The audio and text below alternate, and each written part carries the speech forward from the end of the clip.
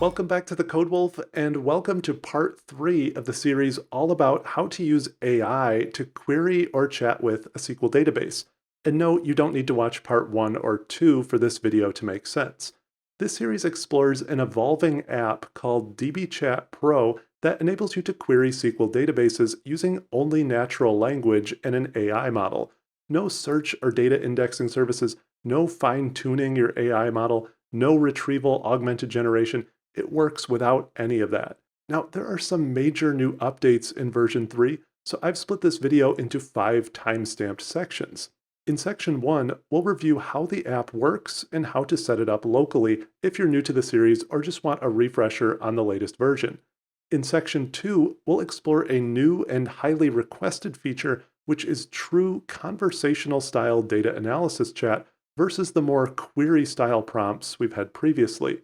In section 3, we'll look at the new fully automated cloud deploy feature. Just run one command and the app deploys itself to Azure using the Azure Developer CLI tool and template system. In section 4, we'll add a basic user login system to the app once it's deployed to Azure. And in section 5, we'll explore key changes to the code that improve various features, the overall architecture, and the cloud readiness of the app. I'm also excited to announce that I've enabled memberships for the Code Wolf, which you can join using the button below the video. Some of these videos are a lot of work, so if you'd like to show additional support for more content like this, you now have that option. For the time being, we're starting small with some basic membership options, but this is an area I hope to expand in the future. You can of course also support the channel using those subscribe or like buttons or through a one-time super thanks. But enough talk, let's get started. All right, so let's walk through what this app does and sort of how it works in case you're new to the app or if you just need a refresher from prior versions. So when you first start up the app, and we'll see how to get this set up in a second, but I just want to start with a demo here. So it'll tell you that you haven't connected to a database yet. So that's normal. And so first we'll want to head over to the connections page. And here we can add a connection to a database. And it tells us to paste in a connection string to the database and extract the schema. And then the schema is used by the AI to build queries for your database. And this is the key part of this app. So you'll see this note here. The AI service does not have access to the database or the database records. It only understands the schema. So essentially the table names and the column and row names are sent to the AI, but none of the actual data records. And it's not a scenario where the AI is crawling your data or anything like that. It only understands the schema. So I have a database locally, and we can see that over in SQL Server. So I have this AdventureWorks sample database that you can find online if you just Google for it. And so we'll call this Adventure. And I'm just going to paste in the connection string to that. So that's just a localhost connection string. And we'll say check connection. And it says the following tables and columns were discovered. Do you want to save this connection? And I'm going to click save. And then over here, that'll appear on the right, and we can delete that as well. So you can kind of manage your connections on this page. Now, if you worked with previous versions of this app, this actually is slightly different before. Originally, it would also save this schema, and that way it could retrieve it later to send to the AI. In this new version, it's only saving the connection, and we'll look at that later in the video of why that is, but there are some benefits to that. So now let's go back to our dashboard. And you can see by default, it'll select the first database, and we only have one, but that's selected. And so there's an area to write a prompt for the database, and then we have our results section, and we'll look at this in a second. But over on the right, there's also some tools here. So there's history and favorites, and it'll also show you the schema of the database. So kind of as you're working with this, you can explore what we saw before when we connected. So it'll show you kind of the table rows and the table names and such. So you can look at this to determine what you want to ask the AI. So I could say something like, get me 10 products, something in natural English language. And if we scroll through here, we can see those 10 responses. So sure enough, 1 to 10. And it gives us this nice table view that we can kind of scroll through here. And I'm pretty zoomed in for this video. Normally it's not this cramped, but this is easier to see. So let's stick with this. And if we go over to this SQL Editor tab, we can actually see what SQL command it came up with and what it ran to create those results. So this is the AI-generated SQL query, and then our app executed the SQL query using that connection. the AI did not execute this query. The AI does not have access to the database. And on this Insights tab, it also tells us how the AI arrived at this query. So we ask it to kind of give us a chain of thought of how it arrived there, and it gives us that in this Insights tab. And you can actually edit this query and run it directly. So if I switch this to 5 and say execute, it'll say the results were updated, and now there's only 5 of them. And along the bottom, we have different options for how our table is displayed, and we can also favorite items, and those will show up in our favorites. So if we refresh the page and we go back to our favorites, those are still there, and so is our history. Now, we also have this chat tab, and we're going to come back to that in a minute because this is a big new feature. But for now, let's see how to get this app set up and running on your local machine. All right, so let's see how to get this set up and running on our local computer. So if you go out to this GitHub repository, and I'll include this link in the description, you can either clone or download the app, just like any other Git repo. So I'm going to copy the URL to this, but if you're not familiar with Git, you can also just download it here and open up a command prompt. So I'll zoom in here and then say git clone and punch in that URL. And that's going to bring that down onto our computer. So let's go down into that directory. And from here, you can either double click on this SLN file to open it in Visual Studio, or I'm actually going to open this in VS Code just because a few things about this demo are a little bit easier to show in VS Code, but either will work fine. So when this first opens, the first thing you might notice if you've looked at previous versions of this app is there's this new infra folder and some other stuff here. We'll look at that later in the video when we talk about the automated deployment. But for now, let's open up this dbchat pro folder. And this is where the app itself lives. So this is a Blazor interactive server app. And to get this working, there's really only one thing you have to do for the simplest scenario, and that's to go into the app settings.development file. So if we open that up, you can see there's this Azure OpenAI endpoint. And you just have to fill in your endpoint to your OpenAI service that lives out in Azure. Now this app also supports vanilla or non-Azure OpenAI. We'll get to that in a second. But if we go out to our Azure site here, I'll copy the endpoint for this OpenAI service that's already deployed, and I'll just paste that in here. And for the simplest scenario, that's actually all you have to do. But the caveat here is that I'm actually signed into the Azure CLI on my computer using an account that has a Azure AI developer role assigned to it through Microsoft Entra ID. So by default, this app does prefer Entra ID over using an API key because that's more secure and a better practice. So you will need to make sure you're logged into Visual Studio or the Azure CLI or some sort of local tool that has that role assigned to it. Now, if you're not familiar with Entra ID and you don't know what any of that meant, that's fine. You can also get this to work using API keys. So in the case of Azure, if we open up the program.cs file, so this program.cs here, the only thing you'll have to do to get this working with an API key is to replace this credential variable. There's a comment here. Replace that with new API key credential, and then you can plug in your API key from your OpenAI service. So if we go back out here, you can see there's also these keys here that are available in addition to our endpoint. Keys are kind of a bad practice for reasons I won't get into now, but we all use them. So just punch that in if you don't have Entra ID set up and all of that. And you will need to do this in 2 spots because down here, there's some conditional injection depending on some things we'll look at later. But just make sure you replace both those spots, and then you should be good to go if you're using Azure.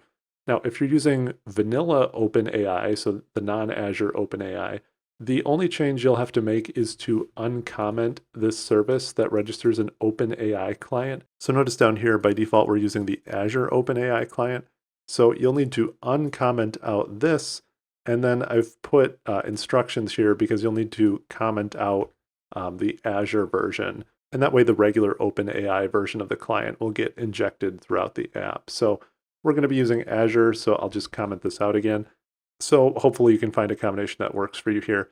If you are using the OpenAI approach without Azure, you'll also need to go into the OpenAI service, and there's a constructor here you can uncomment to inject that client instead of the Azure OpenAI client. There's a lot of different ways to handle all these variations, but I'm trying to keep this as simple as possible. So to run the app, we can just open up a terminal at the root of our project here, and then we can say .NET run, or if you're in Visual Studio, you can press the run button at the top. and then that'll restore our packages and start up for us. And then we can click on this URL to launch that out in the browser. And there's our familiar app again. So that's all there is to it, but you will have to decide whether you're using Azure or regular OpenAI and what authentication mechanism you want to use. Okay, so let's look at the first big new feature of this version, and that's going to be this new chat feature. So before we didn't have this tab on this panel over on the right, but you can see it now says ask the AI model for insights about the query result, and then there's a place to put in your prompt. And so this creates sort of a two-part scenario where we first write a prompt to query the database and get an initial data result set. And then over on the right, we can chat about that result set. And the reason this is split into two steps, I go into more detail about this in part 2 of the video, but essentially trying to do conversation against the entire database just in general or broadly becomes really difficult for a number of reasons. It's really hard to keep the AI aware of the context of what you're asking for, whether that's about the last query or an earlier query, and they can all kind of start to blend together in the conversation history. It's also kind of hard to shoehorn a meaningful data table like this into the conversation because you don't know what the response from the AI is going to look like. This data table requires a very specifically formatted response from the AI. And this approach of doing sort of an initial prompt helps the app stay focused on kind of one result set at a time. So check out that other video if you want to know more, but just having one open-ended flow can be a bit of a mess to manage. So I've kind of settled on this two-part approach. So we could say something like, get me the top 25 products or something like that. So we'll start with this initial query, just like always, and give that a second to run. And so we'll get our data grid back and we can page through that. And so we have our collection of 25 results here. But when you look at this data result set, it's very common that you'll want to know more about this. And so maybe we want to know, which items are the most expensive, or if there's any recurring patterns or something about the product IDs.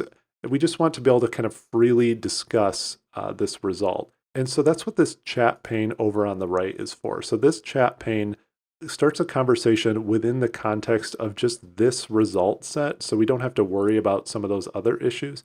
And so if I were to say something like, which is the most expensive item, and then say submit, it's going to think about that for a second, but you can see it starts up this conversation with these formatted responses, and it provides us an answer that the road frame here or whatever is the most expensive at this $1,400 price. And if we look through this, this appears to be generally correct. So these are all $50 or $8 or whatever, but this top one is $1,400.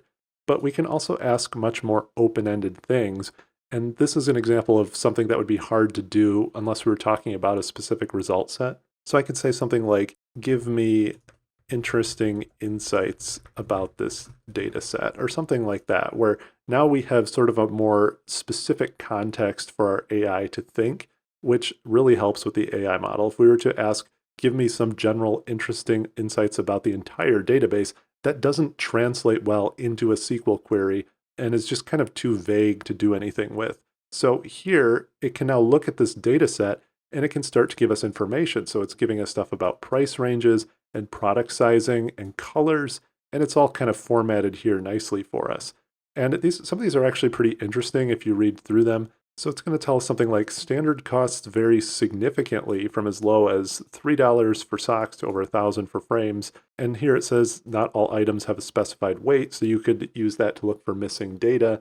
And so it kind of analyzes the different items in this table and comes up with facts about them. So these AI models are really good at analyzing structured data. And so sometimes you might be surprised at the quality of results that can come back from this for. So up here, if I were to say something like, get me 20 customers instead of products. So I'll submit that to the AI, and this will take a second to run again. And so again, I could say something like, give me insights about this data, and we'll see what the AI comes back with here about these different people. So there's some more results for us, and you can read through these if you're interested. But I encourage you to kind of explore different options. And so here it's even giving us potential insights. So here it says customer segmentation with titles and suffixes and company names. Customers can be segmented into different groups for targeted communication. And so the more data you have to work with, the more insights it's going to be able to draw here. So I know a lot of people have been asking for this feature, so I hope this meets some of those needs, even if it's not full open-ended chat with the database. I still think it's kind of interesting. Okay, so now let's talk about my personal favorite feature, which is the automated provisioning and deployment of the app out to the cloud. And in order to really explore this feature, we need to understand what this app would look like if it were hosted in the cloud, like it will be in a moment. A quick disclaimer, since we'll be using this project to provision and deploy Azure resources. This app template is provided as is and is intended purely as a sample app or starting point for a more robust solution with proper security and billing considerations. Make sure a qualified expert evaluates the project assets and security implications for your own projects or organization. So we have our app, and this is the actual Blazor interactive server app. And this would be hosted on something like Azure Container Apps or App Service or a VM or whatever, but it's going to be hosted out on Azure, ideally in a containerized environment. And then we have to think about the different pieces of our app and where those are going to live in Azure. And so obviously we need somewhere secure to store our connections. So if we're entering in connection strings to databases, obviously we want those very secure. And we could use something like Azure Key Vault for that. And there's similar services from other cloud providers as well. I just have more experience with Azure than the other ones. So we're going to need a Key Vault, and we're going to need our app to be able to connect to Key Vault. And then we're also going to need some sort of table storage, and this will just handle those loose history and favorite items that we have over in that right panel. So this is nothing fancy, just kind of a non-structured data store, and we can use Azure Table Storage for that. And so we're also obviously going to need an open AI service. And remember, this is what's actually generating the SQL queries that run against those databases that we're connected to. So up until now, we've kind of been assuming that we already have an OpenAI service to work with, but that's not always the case. So we want to make sure we have one when our app gets deployed out there. And the last part of this is just the SQL databases that we'll be connecting to. Obviously, we don't want to create those databases, but that's just kind of the last piece of this.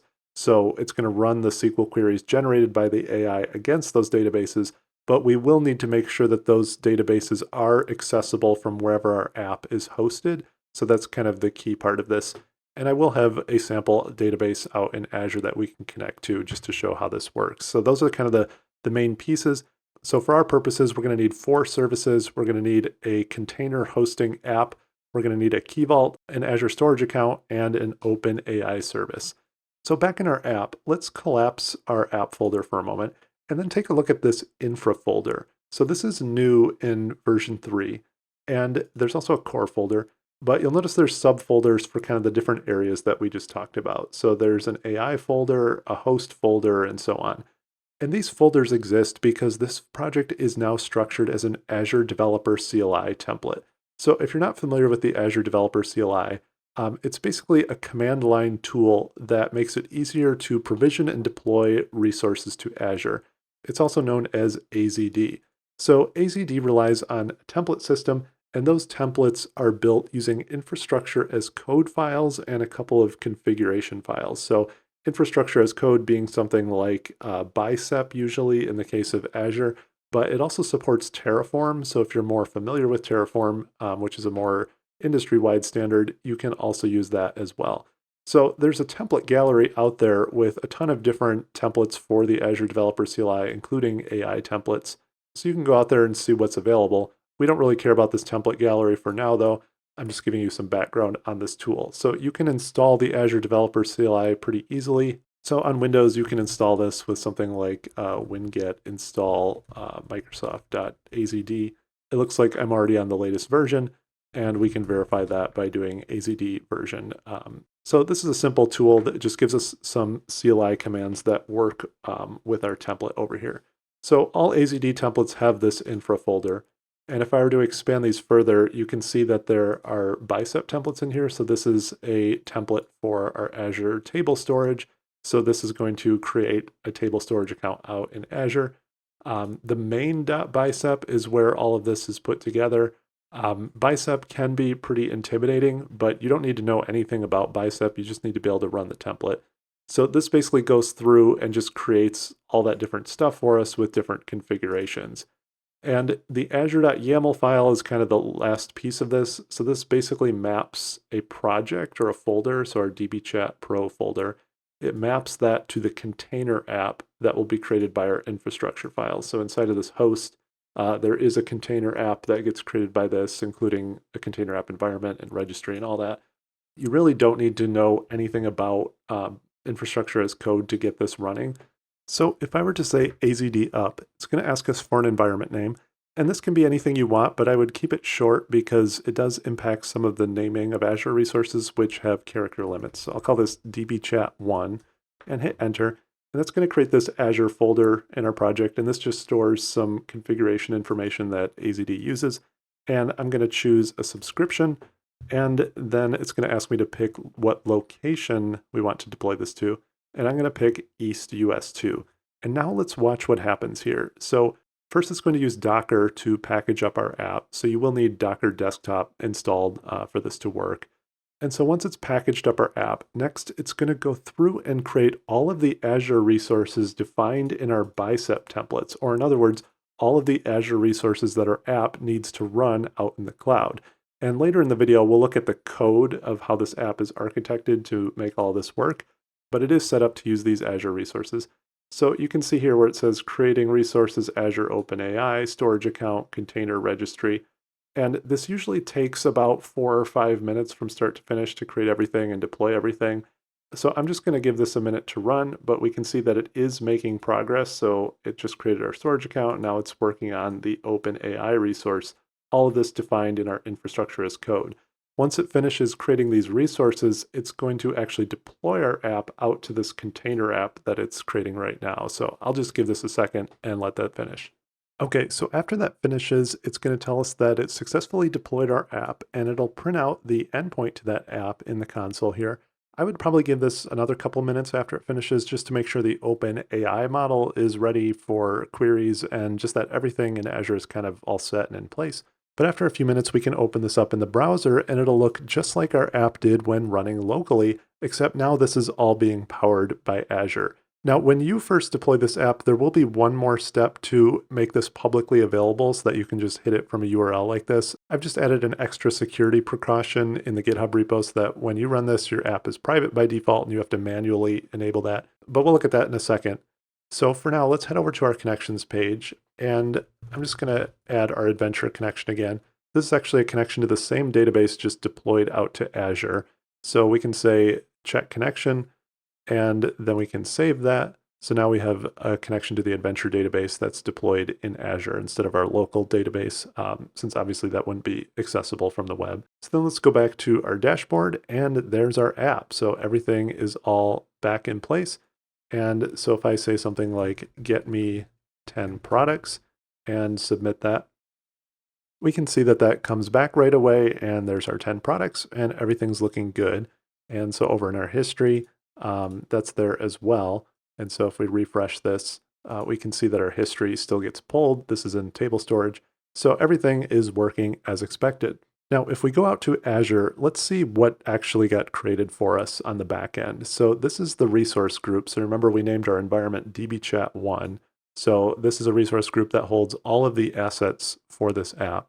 And if we look through here, we have a container app, we have an OpenAI app, we have a key vault, we have a storage account. So we have all those pieces we looked at in our architecture diagram, and we have some other supporting resources, such as a log analytics workspace and a managed identity for security, all of those smaller pieces that are defined by our bicep templates as well.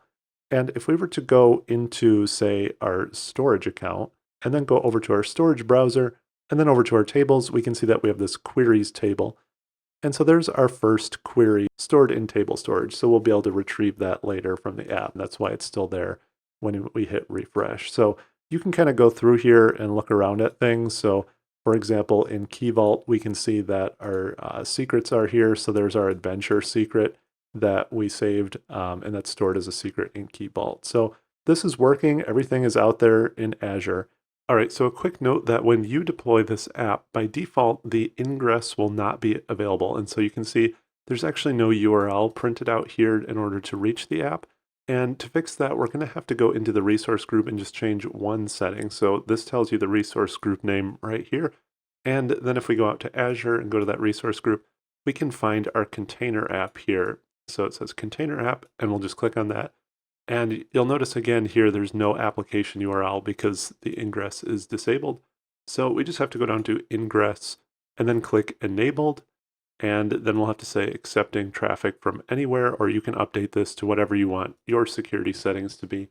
And then let's set the target port to 8080. And then I'm going to save, and this will make our app available through a URL. And that can take a second to finish, but it'll let you know when it's done. And then we can go back over to our overview. And now we'll have this application URL. So it's blurred out here, but you can just click on this. And then that's going to load in the browser and you'll be good to go. But remember, this is now publicly open, so you'll want to add some kind of authentication step or something like I'll show in the next section. But I just wanted to add this extra layer of security, so you have to manually enable this, but then you'll be good to go. So once your app is out on the web, you're probably not going to want to just be publicly accessible like this, especially if you can browse databases essentially.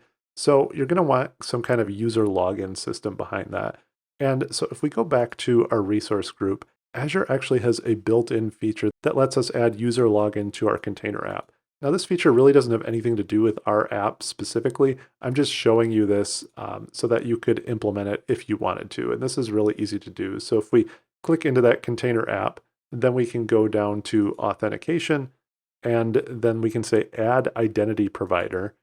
And this is a feature of Azure where you can add any of these identity providers to your app. And it adds sort of a middleware layer to intercept requests to your app and asks the user to authenticate using one of these mechanisms. So I'm just going to choose Microsoft so everything kind of stays here in Azure.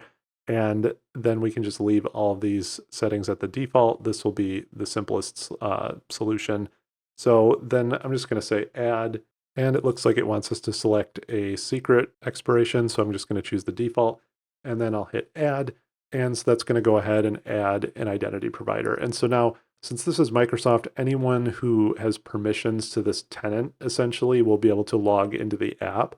So obviously this isn't super secure in the sense of different roles and permissions for the people who are in your organization. But this at least provides sort of a blanket user authentication experience to the app. And so if we refresh this, we're no longer able to access our app, and it's setting that up for us in the background with the authentication. So I'm just going to refresh this. And so now it prompts us to give permissions for our user account. So I'm just going to accept that. And since I'm already in the Azure tenant, I'm just going to be able to log in with my email address. So now we're back in the app. But if I were to take this and just go into an incognito window, that whole process is going to repeat. So it's going to ask me to sign in, and then I would have to use my email address that is registered in that tenant. So the app is now authenticated and everything is running out on Azure. Okay, so for this last section, I want to look a little more closely at some of the code changes and architectural changes to the app that make all the previous features we looked at work, and they also just improve what we had in V2. And some of these are just sort of best practices, and others actually functionally change the way the app works and runs. So let's open up our program.cs file, and I want to take another look at this service registration area here. So you'll notice we have this conditional, and this checks for an environment mode, which is a configuration setting, and this can be either local or hosted. So in our development app settings, which would normally be our local settings, we set that to local. And then in our app settings, which is what'll get deployed out to the cloud, we set that to hosted. And that's going to let us register different services and clients based on our environment. And so for the local experience, this is important because we want to use these in-memory services when running locally. So we have a service now that stores our queries, so our history and our favorites. And we have a service that stores our connections, so those connections to our databases. And in the previous version of the app, it kind of awkwardly saved these to local text files, which wasn't a great practice, and it was just kind of strange to work with. So now when you're running locally, those just are managed completely in memory. And so if we go over to those files, you can see everything is just kind of in-memory lists. And the downside to that is that they are cleared out when you restart the app. But I think this is a more secure and better way of doing this overall. And then when you're running locally, it'll also just add your Azure OpenAI client or your OpenAI client. So this is kind of the simple local scenario. But because we're using these as interfaces, that means that when we're in production or in hosted mode, that we can actually take a different approach and use different services. So down here, for the query service and the connection service, we're using the Azure Table query service and the Azure Key Vault connection service. So rather than storing them in memory, we actually inject different services when the app is hosted. And all this is possible because we're coding against interfaces in our code. So it just adheres to these contracts promised by whatever service gets injected. So I like this capability. You could also write like an AWS query service or an AWS connection service for the AWS equivalent of these Azure services. And as long as they implement these contracts, you can store your data or your connections wherever you want. And you don't have to make any changes to the app. You just have to write a new class and make sure that it implements those interfaces. Now, what's also super cool about storing this environment mode in an app setting is that after you run AZD up, like we looked at in the previous sections, where it provisions all your resources in Azure, you can actually switch the environment mode to hosted while running the app locally. And then it's going to use all of those services out in Azure and connect to them to store your database connections and your history and your favorites in those persistent services. The AZD template also assigns the necessary roles to the user that you're logged into your local tooling with in order to access those services correctly. And that enables a local experience where everything isn't erased the next time you start the app. So it's kind of this hybrid approach where you're relying on those Azure services behind the scenes while your app is still running locally. Another thing I want to look at here is this credential. So we talked about this a little bit at the start of the video, but this is using Microsoft Entra ID. And because of that, we build up this credential chain. So the way this works is we define different types of credentials, and then we can add them to this chained token credential. So this is kind of the final credential that is used by our app. But we create a managed identity credential, and then a Visual Studio credential, and then an Azure Developer CLI credential. And so what happens is that we add all four of these, and when our app runs, it kind of searches up the chain for whatever is available.